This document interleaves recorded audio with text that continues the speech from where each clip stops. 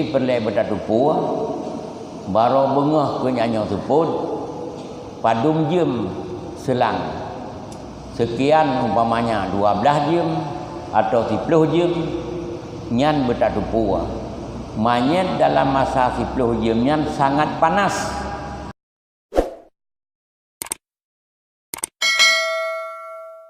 Kejadian di Madinah meninggal salah sira urang, dia keselesaikan fardu kifayah selain daripada semayang oleh sahabat, maka sahabat juga memohon kepada Rasulullah untuk melaksanakan salat jenazah. Nabi dengan lantang bertanya, hal indah denun puna utang urang matinya, maka dia jawab, na utang ya Rasulullah 2 dinar. 2 dinar menyatakan dino di tajuk hanalu. Sehingga Nabi kembali hanali gedeng, hana kesebayang.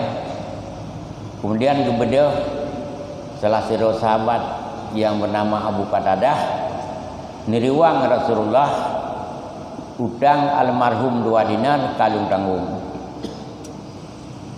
Jadi menyoka kata tanggung, mudah-mudahan jid.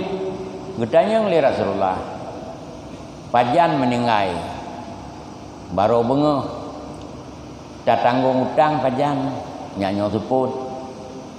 Jadi perlai bertatupu, baru bengah ke nyanyo seput, padum jem selang, sekian umpamanya 12 jem atau 10 jem, nyan bertatupu.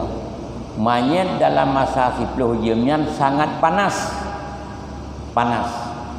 Nyan hatta yuqdama alaihi, sehingga baru hanali panas karena urung tanggung lagi kata tanggung. Mudah-mudahan mulai pada detiknya manyetnya lebih ke Nabi. Nyan hadis kuat.